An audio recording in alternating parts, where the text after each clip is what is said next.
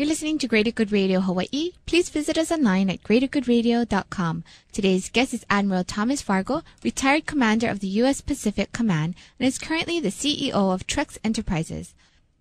Admiral, what would you say has been the most rewarding experience being Admiral of the Pacific Command, or even your entire Navy experience? Let's go there.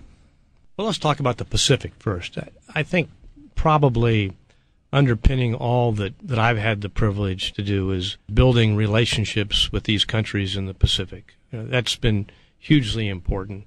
Certainly the relationships we have with countries like Japan and Korea and Singapore and the Philippines and Thailand and Indonesia and India are hugely important to our not only our security but also to our economic prosperity. So I think that one particular effort sort of underpins all the rest that I've done. Certainly there are other things that have been, I think, particularly momentous, really. On a tragic note, certainly the effort to help with the Ehime Maru recovery was a very important effort, not only for the Navy and for Japan, but also for the community here in Hawaii. Would you say that was the most challenging experience for you in the military?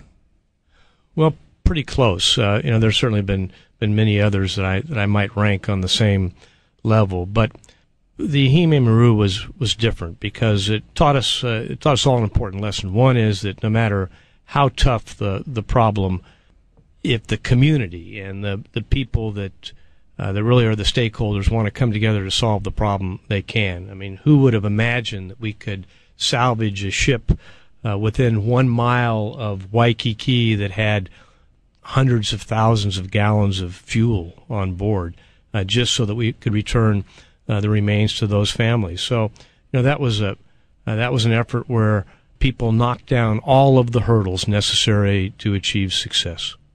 So, what was your childhood like? Can you share with us maybe a fun memory from your childhood? What I'm trying to figure out is, what are the factors that it takes to become Admiral of the Pacific Command, basically the number one spot, right?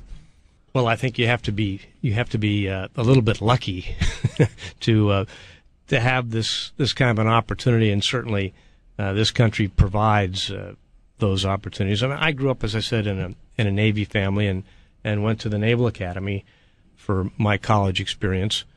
I always wanted to go to the Naval Academy. We lived in Annapolis when I was young, growing up. I got a chance to see the kind of education and I guess broad development that the Naval Academy provided. So that was an easy sell, for me. But the Navy brings you along, I think, in a manner that everybody ought to understand from a standpoint of gaining the right apprenticeships along the way.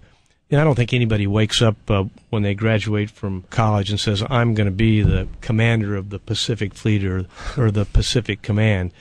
Probably the best advice you can give them is to take each job one at a time and do it really, really well, with a set of objectives going forward. But you really have to concentrate on what's immediately in front of you and do it well. And that, of course, was my advice. And I kind of took it one job at a time, and it worked out. Was there any part of your career where things just kind of took off, or any series of events that made it were crucial for you becoming Admiral? Well, I think I was very fortunate to work with a number of leaders that had great vision, and certainly they were instrumental in my development. Probably, I think, first and most important is I went to Washington, D.C. at a very early age as a young lieutenant, and I worked for a guy named Admiral Bob Long, who actually used to command the Pacific Command out here in the 1980s. But he gave me a vision of what a naval career could look like. And certainly, along the way, there were a number of folks of equal importance in my development that taught me the importance of vision, taught me the importance of being able to execute well, that taught me that you could be both demanding and compassionate all in the same package. And so I think like any job, any career, you're tremendously influenced by the key leaders, both inspirational and otherwise, that help develop you in your profession. Thanks for tuning in. Stay tuned for more on Greater Good Radio.